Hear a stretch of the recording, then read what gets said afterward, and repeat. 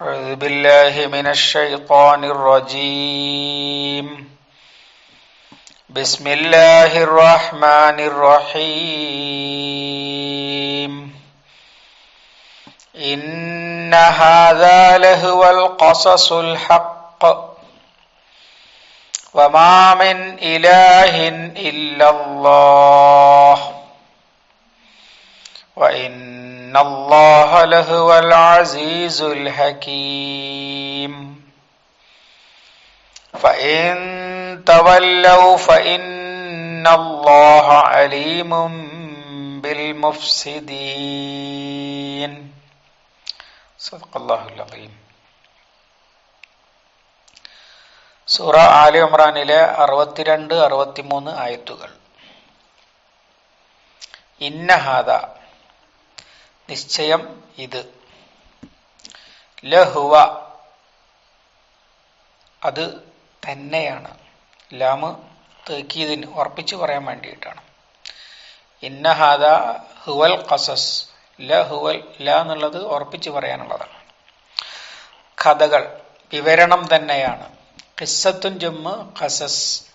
ഖിസ്സ കഥ, കഥ എന്ന് പറഞ്ഞാൽ സംഭവിച്ചത് വിവരിക്കുന്നതിനാണല്ലോ പറയാം. അതുകൊണ്ട് വിവരണം എന്നാണ് പലരും പരിഭാഷപ്പെടുത്താറുള്ളത്, കഥകളാണ് എന്നല്ല. കഥനം. അൽ ഹഖ്, സത്യമായ അല്ലെങ്കിൽ യഥാർത്ഥമായ സംഭവ വിവരണങ്ങളാകുന്നു ഇത്. വമാ മിൻ ഇലാഹിൻ ഇല്ലല്ലാഹ്, വമാ മിൻ ഇലാഹിൻ, ഇലാഹില്ല, ഇല്ലല്ലാഹു, അല്ലാഹു അല്ലാതെ എന്നതും. വ ഇന്നല്ലാഹ ലഹുവൽ അസീസുൽ ഹകീം, നിശ്ചയം അല്ലാഹു, ലഹുവ, അവൻ തന്നെയാണ്, അൽ അസീസ്, അസീസ് ആയവനും, അൽ ഹകീം ആയവനും. ഫ ഇൻ തവല്ലൗ, ഫ എന്നിരിക്കെ, ഇൻ തവല്ലൗ, അവർ പിന്തിരിഞ്ഞു കളയുകയാണെങ്കിൽ,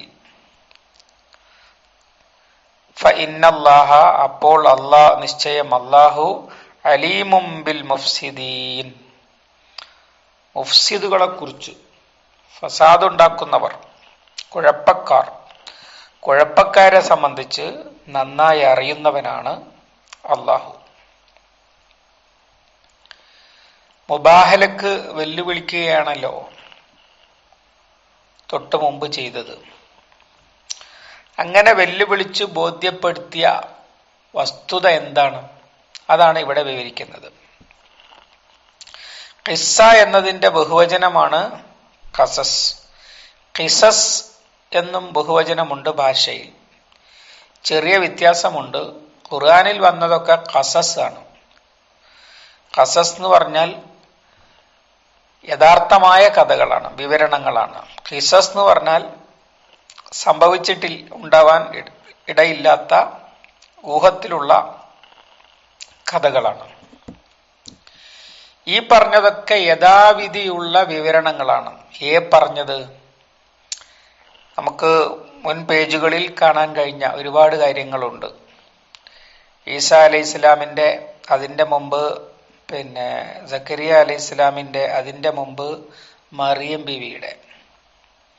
മറിയം എങ്ങനെയാണ് പള്ളിയിലെത്തിയത് എന്നതിന്റെ, ആരാണ് അവരെ സംരക്ഷിച്ചത്, എങ്ങനെയാണ് അവരുടെ അകത്ത് ഈസാ അലൈഹി സ്വലാം ഉണ്ടായത്, എന്നിട്ട് അദ്ദേഹത്തിന് പിന്നെ എന്താണ് സംഭവിച്ചത് എന്നിത്യാദി കാര്യങ്ങളൊക്കെ വളരെ കൃത്യമായി വിവരിച്ചിരിക്കുന്നു. ആ വിവരണത്തെക്കുറിച്ചാണ് ഇവിടെ ഇന്ന ഹാദ എന്ന് പറഞ്ഞത്. അത് ഹക്കാണ്. ഹക്കാണെന്ന് പറഞ്ഞാൽ യാതൊരുവിധ ഊഹങ്ങളോ അല്ലെങ്കിൽ അറിവില്ലായ്മ കൊണ്ട് അവ്യക്തമായി പോയതോ അങ്ങനെയൊന്നും ഇല്ല. അള്ളാഹുവിലേക്ക് ചേർത്താണ് ഹക്ക് എന്ന് പറയുന്നത്. അഥവാ ഒറിജിനൽ അറിവിന്റെ അടിസ്ഥാനത്തിൽ പറഞ്ഞതാണ്. നേരത്തെ നമ്മൾ അൽ ഹഖിന്റെ വിശദീകരണം വന്നിട്ടുണ്ട്. അൽ ഹഖ് എന്നും ഖുർആനെ കുറിച്ച് പറഞ്ഞാലും ഖുർആനിലെ വിവരണത്തെക്കുറിച്ച് പറഞ്ഞാലും ഒക്കെ 5 കാര്യങ്ങൾ അതിലുണ്ടാകും. അതിലൊന്ന്, ഇത് കാര്യത്തിൽ പറയുകയാണ്. കഥ പറയുന്നത് വെറുതെ പറയുന്നതാണല്ലോ. ഇതല്ല, കാര്യങ്ങൾ ആളുകൾ മനസ്സിലാക്കുന്നതിന് വേണ്ടി പറയുന്നതാണ്. രണ്ടാമത്തത്, ഇത് പറയുന്നത് പറയാൻ അർഹതയുള്ളവനാണ്, ആരെങ്കിലും പറയുകയല്ല. അഥവാ മനുഷ്യരെ കാര്യങ്ങൾ മനസ്സിലാക്കുവാനും അവരോട് കൽപ്പിക്കുവാനും അധികാരമുള്ള അവരുടെ യജമാനൻ പറയുന്നതാണ്. 3, പറയാൻ കഴിവുള്ളവൻ പറയുന്നതാണ്. അവൻ അലീമും ഹക്കീമും ഒക്കെയാണ്. എല്ലാറ്റിനെക്കുറിച്ചും എല്ലാം എപ്പോഴും അറിയുന്നവനാണ് അള്ളാഹു. സകല കാര്യങ്ങളെക്കുറിച്ചും സകല കാര്യങ്ങളും സകല സമയത്തും അറിയുന്നവനാണ്. അങ്ങനെ പൂർണ്ണമായ അറിവിന്റെ അടിസ്ഥാനത്തിൽ പറയുന്നതാണ്. 4, പറഞ്ഞാൽ അംഗീകരിക്കാൻ ബാക്കിയുള്ളവർ ബാധ്യസ്ഥരാണ്. അങ്ങനെയും പറയപ്പെടുന്നു എന്ന് വെക്കാനുള്ളതല്ല. പ്രപഞ്ചത്തിന്റെ ഉടമസ്ഥനായ തമ്പുരാൻ അവന്റെ അടിമകൾക്ക് മറ്റു ഊഹാപോഹങ്ങളിൽ നിന്നും കള്ളക്കഥകളിൽ നിന്നും രക്ഷപ്പെടാൻ വേണ്ടി പറഞ്ഞതാണ്. ഇതാണ് അതിന്റെ ഒറിജിനൽ കഥ. ഇത് അംഗീകരിക്കുവാൻ അള്ളാഹുവിനെ അംഗീകരിക്കുന്ന എല്ലാവരും ബാധ്യസ്ഥരാണ്. അഥവാ ഈ കഥയ്ക്ക് വിരുദ്ധമായി ഈസാ അലൈഹിസ്സലാം ദൈവപുത്രനാണ് എന്നോ അല്ലെങ്കിൽ ഇതിൽ പറഞ്ഞ ഏതെങ്കിലും കാര്യം അത് അംഗീകരിക്കുകയില്ല എന്നോ ഒരാൾ പറഞ്ഞാൽ അയാള് അള്ളാഹുവിനെ ധിക്കരിച്ചവനാണ്. കാരണം അള്ളാഹുവിനെ അംഗീകരിക്കുന്നവർ മുഴുവൻ ഇത് അംഗീകരിക്കാൻ ബാധ്യസ്ഥരാണ്. 4, ഇത് പറഞ്ഞു തരുന്നത് വെറുതെ ഞാനും ഒരു കഥ പറയാം, ഉണ്ണികളെ ഒരു കഥ പറയാം എന്ന് പറയുന്നത് പോലെയല്ല. പകരം വളരെ കാര്യത്തിൽ അള്ളാഹുവിന്റെ കാരുണ്യം എന്ന നിലക്ക്, അഥവാ ഈസാ അലൈഹിസ്സലാമിന്റെ ജനനത്തെക്കുറിച്ചും മറിയം ബീവിയുടെ ചാരിത്രത്തെ സംബന്ധിച്ചും ഒക്കെയുള്ള ധാരാളം അവ്യക്തതകൾ, അതിൽപ്പെട്ട് സത്യം മനസ്സിലാക്കാതെ നട്ടം തിരിയുന്ന മനുഷ്യനോടുള്ള കാരുണ്യം എന്ന നിലക്ക് അല്ലാഹു തആല പറഞ്ഞു തന്ന യഥാർത്ഥ വസ്തുതയാണ് ഈ കഥകൾ. ഇതെല്ലാം ഉൾക്കൊള്ളുന്ന വാക്കാണ് അൽ ഹഖ് എന്ന് പറയുന്നത്. ഒരു നിലക്കും ഇതിന് പ്രസക്തി നഷ്ടപ്പെടുന്നില്ല. ആ കഥയിൽ നിന്ന് കിട്ടുന്ന ഗുണപാഠം, ഇബ്റത്ത് ആണ് പിന്നെ പറയുന്നത്. വമാ മിൻ ഇലാഹിൻ ഇല്ലല്ലാഹ്. ഈ കഥ വായിച്ചാൽ തന്നെ ഒരാൾക്ക് മനസ്സിലാകും അല്ലാഹു അല്ലാതെ ഇലാഹില്ല എന്ന്. കാരണം ഈസാ അലൈഹിസ്സലാമിനെ കൂടാതെ ഇലാഹാക്കപ്പെടുന്ന അസ്തിത്വമാണ് അള്ളാഹുവിനെ കൂടാതെ ഇലാഹാക്കപ്പെടുന്ന അസ്തിത്വമാണ് ഈസാ അലൈഹിസ്സലാം. അങ്ങനെ ഒരു പ്രത്യേക ജനനം ജനിച്ചത് കൊണ്ടൊന്നും ഒരാൾ ഇലാഹാകുകയില്ല എന്ന് മാത്രമല്ല, അല്ലാഹു സുബ്ഹാനഹു വ തആല എങ്ങനെ വേണമെങ്കിലും മനുഷ്യനെ സൃഷ്ടിക്കുവാൻ കഴിവുള്ളവനാണ് എന്നുമൊക്കെ ബോധ്യപ്പെടുകയാണ്. അതുകൊണ്ട് തന്നെ ഇലാഹായി അംഗീകരിക്കുവാൻ ആകെ അർഹതയുള്ളവൻ അല്ലാഹു മാത്രമാകുന്നു എന്ന് തെളിയിക്കുന്നതാണ് ഈ കഥ. ഈസാ അലൈഹിസ്സലാം ദൈവമാണോ എന്നാണല്ലോ സംശയമുള്ളത്. അല്ല, യേശു ഉണ്ടായത് ഇങ്ങനെയാണ് എന്ന് അങ്ങ് കൃത്യം വിവരിച്ചു. എങ്ങനെയാണ് സംഭവിച്ചത്, എന്തൊക്കെയാണ് ഉണ്ടായത്, എന്നിട്ട് അദ്ദേഹത്തിന് എന്താണ് സംഭവിച്ചത് എന്നൊക്കെ പറഞ്ഞു കഴിഞ്ഞു. പിന്നെ ഉദാഹരണവും പറഞ്ഞു. ഇന്ന മസല ഈസ ഇൻദല്ലാഹി കമസലി ആദം. ആദം അലൈഹിസ്സലാം എങ്ങനെ ഉണ്ടായോ അങ്ങനെ തന്നെയാണ് ഈസായുടെയും അവസ്ഥ. പക്ഷെ ഒരു ഉമ്മയുടെ മകനായി ജനിക്കണം എന്ന് അള്ളാഹ് തീരുമാനിച്ചു, അതുകൊണ്ട് അങ്ങനെയാക്കി എന്നേ ഉള്ളൂ. ആദം അലൈഹിസ്സലാമിനെ സ്വർഗത്തിൽ നിന്ന് ഭൂമിയിലേക്ക് ഇറക്കി, ഈസാ അലൈഹിസ്സലാമിനെ ഭൂമിയിൽ നിന്ന് ആകാശത്തേക്ക് കയറ്റി. രണ്ടും ഒരു റൂട്ടിലാണ്. ഇങ്ങനെ ഒന്ന് ഇങ്ങോട്ട് പോന്നു, ഒന്ന് അങ്ങോട്ട് പോയി, ഇങ്ങനെയൊക്കെയുള്ള വ്യത്യാസമേ ഉള്ളൂ. യഥാർത്ഥത്തിൽ രണ്ടും ഒരുപോലെയാണ്. അതുകൊണ്ടൊന്നും ഇതുവരെ ഇക്കാലം അത്രയും, നേരത്തെ സക്കരിയ അലൈഹിസ്സലാമിനെ ഒക്കെ അതിന്റെ ഇടയിൽ കൊണ്ടുവന്നിട്ടുണ്ട്. മുമ്പും മറ്റു പ്രവാചകന്മാരെ കുറിച്ച് സൂറത്തുൽ ബഖറയിൽ വിശദമായി പറഞ്ഞിട്ടുണ്ട്. ആദം അലൈഹിസ്സലാമിനെ അവരാരും പിതാവായിട്ട് കാണുമ്പോൾ പോലും ദൈവമായിട്ട് കണ്ടിട്ടില്ല, ഇങ്ങനെ ഉണ്ടായവനാണ് എന്ന് വിചാരിച്ചിട്ട്. അതുകൊണ്ട് തന്നെ ഈസാ അലൈഹിസ്സലാമും ദൈവമാക്കാവതല്ലെന്നും ദൈവമാകാൻ യോഗ്യൻ അള്ളാഹു മാത്രമാണെന്നും ഈ വിവരണത്തിൽ നിന്ന് ആർക്കും വ്യക്തമാകുന്നതാണ്. വഇന്നല്ലാഹ ലഹുവൽ അസീസുൽ ഹകീം. അള്ളാഹു അസീസും ഹക്കീമുമാണെന്നും ഈ കഥയിൽ നിന്ന് വ്യക്തമാകുന്നതാണ്. അല്ലെങ്കിൽ ഇന്നല്ലാഹ, നിശ്ചയം അള്ളാഹു തന്നെയാണ്, ലഹുവൽ അസീസുൽ ഹക്കീം, അവൻ അൽ അസീസും അൽ ഹക്കീമും തന്നെയാണ്. നിശ്ചയം അള്ളാഹു അൽ അസീസും ഹക്കീമും തന്നെയാണ്. അൽ അസീസ് എന്താണെന്ന് നമ്മൾ നേരത്തെ വിശദീകരിച്ച് പറഞ്ഞതാണ്. സ്വന്തമായ അറിവിന്റെ അടിസ്ഥാനത്തിൽ തീരുമാനമെടുക്കുകയും അത് ആരാരും എതിർക്കപ്പെടാൻ അല്ലെങ്കിൽ പരാജയപ്പെടുത്താൻ കഴിയാത്ത വിധം നടപ്പിലാക്കാൻ കഴിവുള്ളവൻ ആണ് അൽ അസീസ്. സ്വയം തീരുമാനമെടുക്കുകയും ചെയ്യും, എടുത്ത തീരുമാനം അങ്ങനെ തന്നെ നടപ്പിലാക്കുകയും ചെയ്യും. തീരുമാനമെടുക്കുന്നതിൽ അവനെ തെറ്റിദ്ധരിപ്പിക്കാനോ അല്ലെങ്കിൽ സമ്മർദ്ദം ചെലുത്താനോ അല്ലെങ്കിൽ എടുത്ത തീരുമാനം നടപ്പിലാക്കുന്നതിന് തടസ്സം നിൽക്കാനോ നടപ്പിലാക്കുന്നതിനെ പരാജയപ്പെടുത്താനോ ആർക്കും കഴിയുകയില്ല.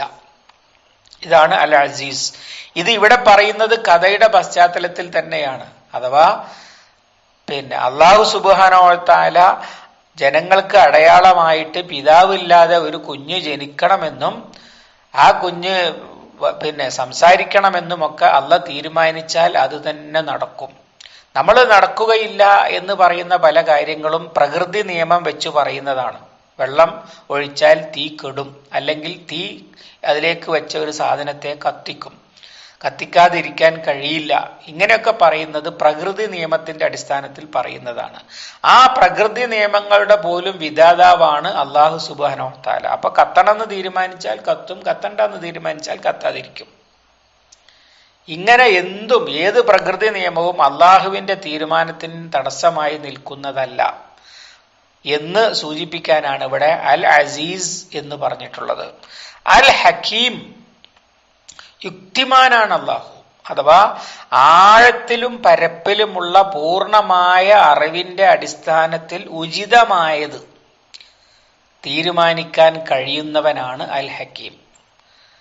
ഹിക്മത്ത് എന്ന് പറഞ്ഞാൽ അഗാധ ജ്ഞാനമാണ്. നേരത്തെ നമ്മൾ വിശദീകരിച്ച സംഗതിയാണ്. യുനാനിയിൽ ഡോക്ടർക്ക് പറയും ഹക്കീം എന്ന്. അഥവാ രോഗി വന്നിട്ട് അസുഖം പറയും, തലവേദനിക്കുന്നു, വയറുവേദനിക്കുന്നു എന്നൊക്കെ പറയും. എന്തുകൊണ്ടാണ് ഇത് എന്ന് രോഗിക്കറിയില്ല.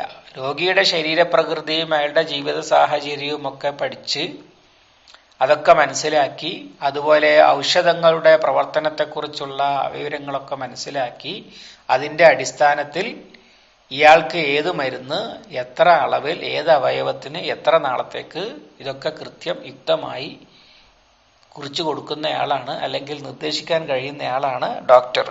എന്നതുപോലെ പ്രപഞ്ചത്തെക്കുറിച്ച് അതിന്റെ സകല വരുംവരായികകളെ സംബന്ധിച്ചും ആഴത്തിലും പരപ്പിലുമുള്ള പൂർണമായ അറിവ്, എല്ലാറ്റിനെക്കുറിച്ചും അറിയാം, എല്ലാറ്റിനെക്കുറിച്ചും എല്ലാം അറിയാം.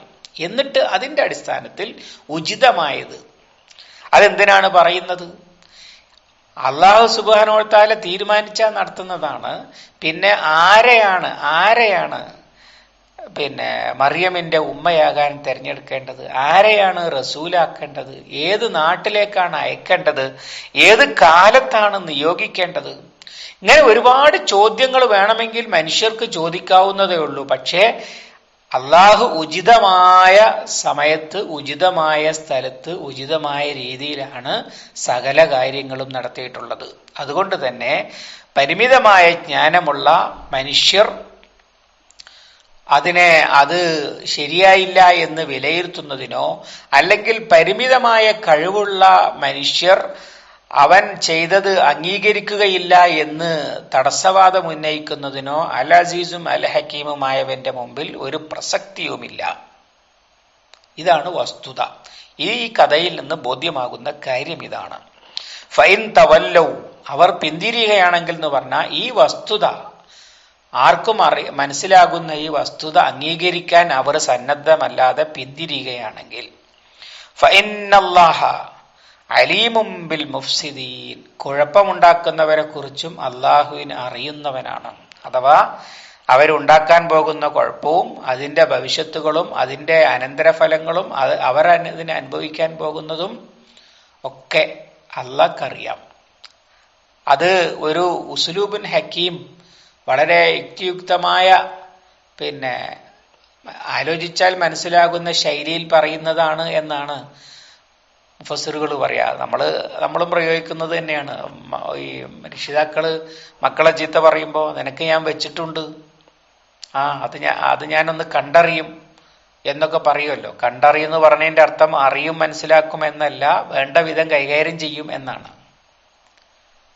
എന്നതുപോലെ ഫസാദുകാരെ കുറിച്ച് അറിയുന്നവനാണ് അലീം. ആലിമും അല്ല, ആലിമ് അറിയുന്നവൻ, അലീം അതില് സ്ഥിരമായി അറിയുന്നവൻ, എപ്പോഴും അറിയുന്നവൻ എന്നൊരർത്ഥം ഉണ്ടാകും. അല്ലെങ്കിൽ നന്നായി അറിയുന്നവൻ, അഥവാ സത്യത്തിന് വിരുദ്ധം, സത്യം അംഗീകരിക്കാതെ, സത്യം എന്താണെന്ന് ബോധ്യപ്പെട്ടിട്ടും അംഗീകരിക്കുകയില്ല എന്ന് തീരുമാനിച്ചു മുന്നോട്ടു പോകുന്ന ആളുകൾ അവർ കുഴപ്പക്കാരാണ്. അവരെയും അവരുടെ കീഴിലുള്ളവരെയും അവരാൽ സ്വാധീനിക്കപ്പെടുന്നവരെയും ഒക്കെ നാശത്തിലേക്ക് തള്ളിവിടുകയാണ് യഥാർത്ഥത്തിൽ ചെയ്യുന്നത്. അതുകൊണ്ട് തന്നെ ആ കുഴപ്പമുണ്ടാക്കുന്ന ആളുകളെ അവരുണ്ടാക്കുന്ന കുഴപ്പത്തിനനുസരിച്ച് നേരിടാൻ നമുക്കറിയും എന്ന ശക്തമായ താക്കീതാണ് സംഭവിക്കുന്നത്. അത് അവർക്കും മനസ്സിലായിരുന്നു. ഇന്നലെ സൂചിപ്പിച്ചല്ലോ, ഈ കരാറ് ഈ സംവാദത്തിന് വെല്ലുവിളിച്ചിട്ട് ചില റിപ്പോർട്ടുകൾ പ്രകാരം ഷുറഹ്ജീൽ എന്ന് പറയുന്ന അവരിലെ പ്രമുഖൻ നബി സല്ലല്ലാഹു അലൈഹി വസല്ലമയോട് പറഞ്ഞത്, നിങ്ങളുടെ ശാപത്തിനേക്കാളും അവര് തമ്മിൽ പറഞ്ഞത്, ഇത് ഒരു രാജാവായിട്ടാണ് എഴുന്നേറ്റ് നിൽക്കുന്നതെങ്കിൽ, ഒരു രാജാവായി ഉയർന്നു വരികയാണ് മുഹമ്മദ് എങ്കിൽ നമ്മളാണ് അവരുടെ ഏറ്റവും അടുത്ത നാട്ടുകാര്. അതുപോലെ തന്നെ ഇവിടുന്ന് നമുക്ക് പോകണമെങ്കിലും ഈ രാജാവിന്റെ അഥവാ നബി സല്ലല്ലാഹു അലൈഹി വസല്ലമയുടെ അനുയായികളുടെ സപ്പോർട്ട് ഇല്ലാതെ ഇവിടുന്ന് പുറത്തു കടക്കാൻ പോലും നമുക്ക് യഥാർത്ഥത്തിൽ കഴിയില്ല. ഇനി ഇവിടുന്ന് പോയാലും നമ്മളാണ് ഏറ്റവും അടുത്ത ആളുകൾ. അതുകൊണ്ട് ഇയാളുമായിട്ട് ഇടയാൻ നിൽക്കേണ്ടതില്ല. ഇനി അള്ളാഹു അയച്ച റസൂലാണെങ്കിൽ അദ്ദേഹം എങ്ങാനും നമ്മളെ ശപിച്ചാൽ നമ്മുടെ നഖവും മുടിയും പോലും ബാക്കിയാകാതെ നശിച്ചു പോകും എന്നാണ് ഷുറഹ്ജീല് അനുയായികളോട് പറഞ്ഞത്. അപ്പൊ അവര് ചോദിച്ചു, എന്താ വേണ്ടത് നിങ്ങൾ പറയും എന്ന് പറഞ്ഞപ്പോ അദ്ദേഹം റസൂൽ സല്ലല്ലാഹു അലൈഹി വസല്ലമയോട് വന്ന് പറഞ്ഞത്, താങ്കളുടെ ശാപത്തെക്കാളും ഞങ്ങൾ ആഗ്രഹിക്കുന്നത് താങ്കളുടെ ഹുക്മ് ആണ്. അഥവാ താങ്കൾ വിധി കൽപ്പിച്ചുള്ളൂ ഞങ്ങളെ കാര്യത്തിൽ എന്താ വേണ്ടത് എന്നാണ് നബി സല്ലല്ലാഹു അലൈഹി വസല്ലമയോട് പറഞ്ഞത്. അങ്ങനെയാണ് നബി സല്ലല്ലാഹു അലൈഹി വസല്ലം അവരെ ഒരു സംരക്ഷിത പ്രദേശവും നീതിപൂർവം ഭരിക്കപ്പെടുന്ന രാജ്യവും അതിനുള്ള വ്യവസ്ഥകളും ഒക്കെ ഉണ്ടാക്കി കൊടുത്തത്. അങ്ങനെ ഗവർണറെ പറഞ്ഞയക്കുകയും ഒക്കെ ചെയ്തത്. ഇത് ഇവിടുത്തെ ഒരു നടപടിക്രമമാണ്. കാരണം അവർക്കറിയാം ഇതിന്റെ അനന്തരഫലം ഭയങ്കരമായിരിക്കുമെന്ന്. പരലോകത്തും അങ്ങനെ തന്നെയാണ്. പരലോകത്ത് നബി സല്ലല്ലാഹു അലൈഹി വസല്ലമ ഇവരോട് കാണിച്ച കാരുണ്യം ഇനിയും അവർക്ക് മടങ്ങാൻ ഉള്ള ചാൻസാണ്. അതും അവർ ഉപയോഗപ്പെടുത്തുന്നില്ലെങ്കിൽ, ഈ ബോധ്യപ്പെട്ട സത്യം അവർ അംഗീകരിക്കാതെ മുന്നോട്ട് പോകാനാണ് താല്പര്യമെങ്കിൽ, ഇസ്ലാമിക രാജ്യത്തെ തകർക്കാൻ അവർ ശ്രമിച്ചാൽ ദുനിയാവിൽ വെച്ച് തന്നെ അവരെ നേരിടും. അല്ലാഹു സുബ്ഹാനഹു വ തആല ദുനിയാവിൽ നിന്ന് തന്നെ അവരെ പിടികൂടും. അല്ല, ആ വിശ്വാസവുമായിട്ട് അങ്ങനെ തന്നെ തുടരാനാണ് പരിപാടിയെങ്കിൽ പരലോകത്ത് അവരെ പിടികൂടുക തന്നെ ചെയ്യും. ഇന്നല്ലാഹ ലാ യുഹിബ്ബുൽ മുഫ്സിദീൻ ഇടയിൽ തന്നെ മുന്നേ തന്നെ വന്നു. ഫസാദ് ഉണ്ടാക്കുന്നവരെ അള്ളാഹു ഇഷ്ടപ്പെടുകയില്ല. ഇങ്ങനെ ഫസാദുകാരെ കുറിച്ച് ഖുർആനിൽ ഒരുപാട് വർത്തമാനങ്ങളുണ്ട്. അതിലേക്ക് ചേർത്തി പറയുകയാണ് സത്യം ബോധ്യമായിട്ടും അംഗീകരിക്കാത്തവർ. ഇത് മുഫസ്സിറുകൾ എടുത്തു പറയുന്നൊരു സംഗതിയുണ്ട്. ഇത് നബി സല്ലല്ലാഹു അലൈഹി വസല്ലമയുമായി അന്ന് സംവാദത്തിന് വന്ന നജ്റാനിലെ ക്രിസ്ത്യാനികൾക്ക് മാത്രം ബാധകമായ ഒരു കാര്യമല്ല. ഇതൊരു പൊതുതത്വമാണ്. സത്യം മനസ്സിലായിട്ടും അംഗീകരിക്കാൻ കൂട്ടാക്കാത്തവര് മുഴുവൻ ഫസാദുകാരാണ്, കുഴപ്പക്കാരാണ്. അവർക്കൊക്കെയുള്ള അള്ളാഹുവിന്റെ താക്കീതാണ് ഫഇൻ തവല്ലൗ ഫഇന്നല്ലാഹ അലീമും ബിൽ മുഫ്സിദീൻ. അവര് പിന്തിരിയുകയാണെങ്കിൽ നിശ്ചയം അള്ളാഹു കുഴപ്പക്കാരെ സംബന്ധിച്ച് നന്നായി അറിയുന്നവനാണ് എന്നത്. ഖിയാമത്ത് നാൾ വരെ സത്യം മനസ്സിലാക്കിയിട്ടും മനഃപൂർവ്വം അംഗീകരിക്കാൻ കൂട്ടാക്കാതെ അതിന് വിരുദ്ധമായി സഞ്ചരിക്കുന്ന മുഴുവൻ ആളുകൾക്കുമുള്ള താക്കീതാണ് എന്നാണ് മുഫസ്സിറുകൾ വിശദീകരിക്കുന്നത്. അല്ലാഹു സുബ്ഹാനഹു വ തആല സത്യം സത്യമായി മനസ്സിലാക്കുവാനും അത് ഉൾക്കൊള്ളുവാനും അസത്യം അസത്യമായി തിരിച്ചറിയുവാനും അത് കയ്യൊഴിക്കുവാനും അള്ളാഹു നമുക്ക് തൗഫീഖ് നൽകി അനുഗ്രഹിക്കുമാറാവട്ടെ. അല്ലാഹുമ്മ അല്ലിംനാ മാ യൻഫഉനാ വൻഫഅനാ ബിമാ അല്ലംതനാ റബ്ബനാ സിദ്നാ ഇൽമൻ വഫഹ്മൻ വദിഖ്ഖത്തൻ വനളറാ. അല്ലാഹുമ്മ ഇജ്അലിൽ ഖുർആന റബീഅ ഖുലൂബിനാ വനൂറ സുദൂരിനാ വജലാഅ ഹുസ്നിനാ وذهاب همنا وغمنا ربنا تقبل منا إنك أنت السميع العليم وتب علينا إنك أنت التواب الرحيم واغفر لنا يا غافر المذنبين. وصلى الله على محمد وعلى آله وصحبه وسلم والحمد لله رب العالمين.